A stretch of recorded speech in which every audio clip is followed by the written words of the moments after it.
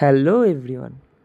ফার্স্টেই বলি, কখনো ভাবিনি এই ভিডিওগুলো বানাবো, তাই সেভাবে প্রতিটি জিনিসের ছবিও তোলা হয়নি, ভিডিও করিনি আমরা। তবু গল্পের মাধ্যমে যতটা তুলে ধরা যায় আর কি। ফার্স্ট দিন কুয়ালালামপুরে ঘুরে যেটা বুঝতে পারলাম সেটা হলো সেখানে প্রচুর সাউথ ইন্ডিয়ান আছে, আর তেলেগু ল্যাঙ্গুয়েজের খুব চল রয়েছে সেখানে। বেশিরভাগ দোকানেই বাংলাদেশি লোকেরাই ব্যবসা করছে। প্রচুর সাউথ ইন্ডিয়ান ফুডের দোকানও রয়েছে। রাস্তার পাশে অনেক কেকে মার্কেট আছে, সেখানে বেসিক্যালি আমাদের জিও মার্টের মতো জিনিসপত্র পাওয়া যায়। এছাড়াও আছে 7-Eleven শপ। এবার আসি আমাদের সেকেন্ড ডের প্ল্যানিংয়ে। আমাদের ব্রেকফাস্ট ফ্রি ছিল, তাই আমরা হোটেলেই ব্রেকফাস্ট করে নিয়ে সকাল 8টায় বেরিয়ে পড়লাম। ফার্স্ট আমরা গেলাম বাটারফ্লাই পার্কে। সেখানে বিভিন্ন প্রজাতির অসংখ্য বাটারফ্লাই চারিদিকে উড়ছিল। ছোট্ট ছোট্ট কিউট কচ্ছপগুলোকে দেখতে খুব সুন্দর লাগছিল।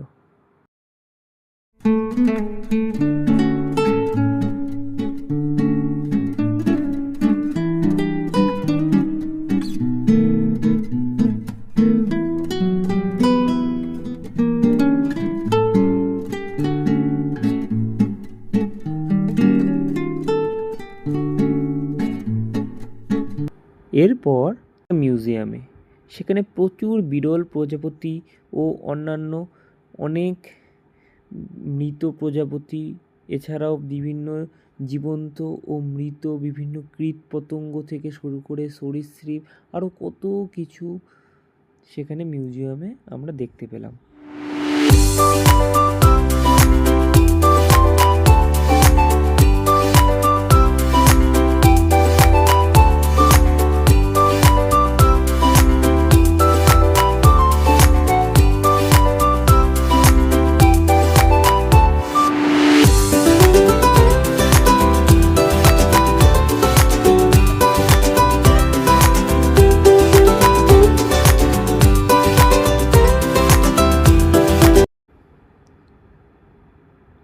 সেখান থেকে সোজা চলে গেলাম কেএল বার্ড পার্কে।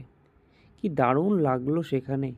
সব ময়ূর, কাকাতুয়া আরও কত ধরনের পাখি সামনাসামনি ঘুরছে। কোনো ব্যারিকেড নেই, কিচ্ছু নেই। পাখিগুলো আনসেফ ফিলও করছে না।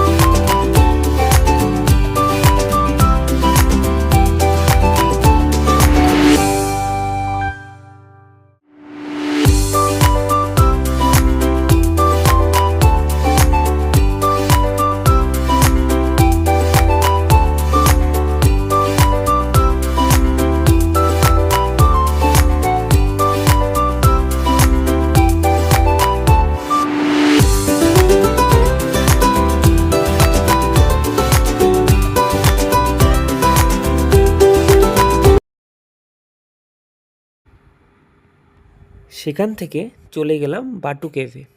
সেখানে এন্ট্রান্সেই গণেশ ঠাকুর, দুর্গা ঠাকুর ও অনেক ইন্ডিয়ান গডকে দেখতে পেয়ে মনে হচ্ছিল যেন ইন্ডিয়াতেই আছি। আর সাউথ ইন্ডিয়াতে টেম্পলগুলো যেমন হয় ঠিক সব মন্দিরগুলো অমনই ছিল।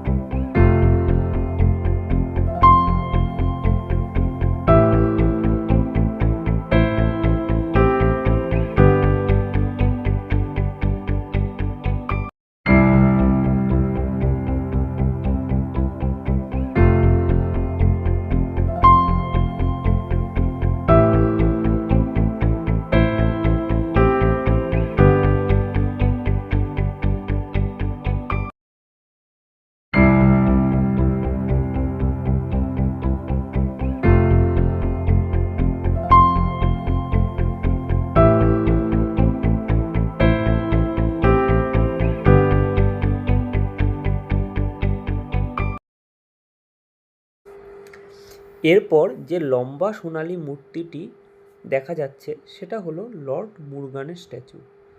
তার পেছনে রয়েছে 272টি সিঁড়ি, যেটা দিয়ে বাটু কেভের ভিতরে ঢোকা যায়।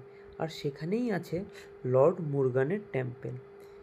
আমরাও সেখানে উঠেছিলাম, কিন্তু সেখানে কন্ডিশন আছে যে মেয়েদের হাঁটুর নিচে অবধি ঢাকা থাকতে হবে। তার জন্য সঞ্চারীকে একটা স্ট্রোল কিনে দিতে হলো। 272টা সিঁড়ি ওঠা ইজি টাস্ক ছিল না, তবুও আমরা কষ্টকে তোয়াক্কা না করে উপরে চলে গেলাম।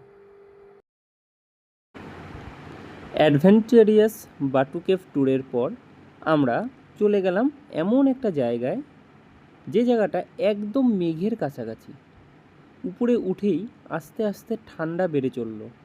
আমরা আন্দাজ করতে পারিনি এত ঠান্ডা লাগবে সেখানে।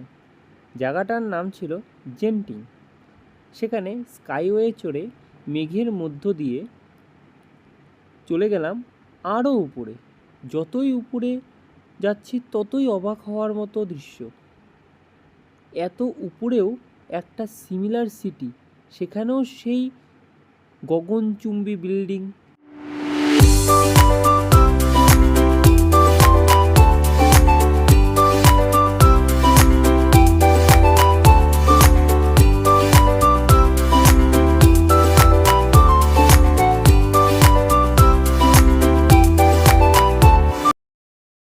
এরই মধ্যে বাইরে তাকিয়ে দেখলাম ছোট্ট ডিজনিল্যান্ডের মতো একটা স্পট। সত্যি এই ন্যাচারাল সৌন্দর্যের সাথে শিল্পের কারুকার্য দেখে মন জুড়িয়ে গেল। জেন্টিংয়ের টপ মোস্ট স্টেশনে গিয়ে সেখানে একটা শপিং মলে আমরা ফার্স্টেই দুজনে দুটো ফুল হাতা ড্রেস কিনে ফেললাম। তারপর হালকা ঘুরে লাঞ্চটা সেরে ফেললাম সেখানে। একদম পড়ন্ত বেলায় আমরা স্কাইওয়ে করে ফিরে এলাম জেন্টিং স্টেশনের পাদদেশে। সারাদিনের চরম অ্যাডভেঞ্চারের পর খুব ক্লান্ত লাগছিল। সোজা ফিরে এলাম আমাদের হোটেল ট্র্যাভেলার্স চায়নাটাউন হোটেলে। সন্ধ্যার পর বিকেলে বের হলাম একটা সিম কিনতে। অনেক দোকান ঘুরে বুঝলাম সবাই আমাদের লুট করতেই ব্যস্ত। সোজা চলে গেলাম কেকে স্টোরে। সেখানে এক বাংলাদেশি ভাই পেলাম। একটু আশা করে তার কাছে সাহায্য চাইলাম, কিন্তু সেও দেখলাম কোনো হেল্প করলো না। তারপর 10 রিঙ্গিট দিয়ে শুধু সিম কিনে নিলাম। দোকান থেকে কোনো অ্যাক্টিভেশন করে দিল না। নিজের উপর বিশ্বাস করে ঘরে এনে নিজেই প্যাকেজের উপরে লেখাগুলো দেখে পড়ে সিম অ্যাক্টিভ করে নিলাম। রাতে আমরা গ্র্যাব থেকে ধোসা অর্ডার করে নিয়েছিলাম। সেটা খেয়ে আমরা রাতে ঘুমিয়ে পড়লাম। দিনটি খুব হেক্টিক থাকার পর আমরা থার্ড দিনটি রেস্ট করার সিদ্ধান্ত নিলাম, কারণ আসল ট্যুর আমাদের বাকি ছিল, আমাদের বালি ইন্দোনেশিয়া ট্যুর। চায়না টাউনেই রিঙ্গিট এক্সচেঞ্জ করে ইন্দোনেশিয়ান রুপিয়াতে কনভার্ট করে নিয়েছিলাম। $600 আমাদের কাছে থাকলেও সেটা কনভার্ট করিনি।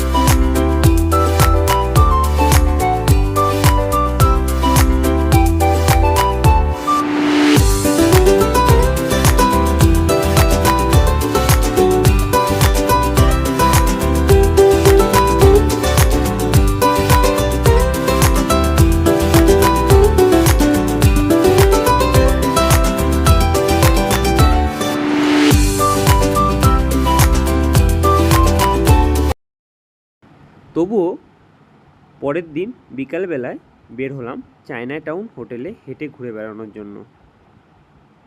সেখানেও পেলাম এক সাউথ ইন্ডিয়ান টেম্পল। সেখানে আমরা সন্ধ্যা আরতিটি উপভোগ করলাম।